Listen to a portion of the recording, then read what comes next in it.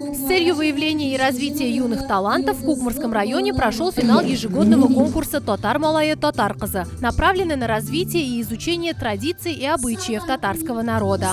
45 воспитанников детских садов и учащиеся начальных классов рассказали о родословной, значении своего имени, инсценировали вниманию жюри национальные праздники и их особенности. Детский фольклор тоже играет очень большую роль в жизни ребенка.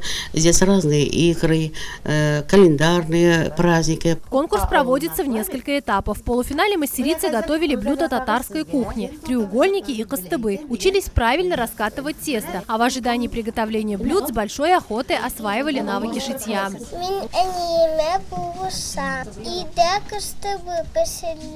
Настолько мы удивлены тому, что дети знают традиции. И нам, взрослым, даже иногда кажется, что мы знаем меньше, чем наши дети. Несмотря на возраст, они не боятся выступать на сцене. Наоборот, смело заявляют о своих талантах. Умеют исполнять народные песни. Я умею играть все эти мелодии.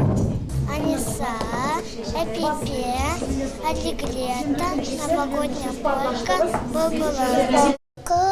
Кышларда кулхан инде, күзлерин йылган инде. При оценке выступлений жюри в первую очередь обращают внимание на владение родным языком. По итогам конкурса звание «Тотар малайы» среди учащихся школ завоевал Нафис Рахимов. Звание «Тотар кызы» удостоилась Руфина Эльвина. Среди воспитанников детских садов победу одержал Даниил Гельфанов, а титул «Тотар кызы» присвоен Гулие Шакировой из детского сада села Яныль. Динара Хабибуллина, Руслан Мубаракшин, Марат Сабирзянов. Новости Татарстана.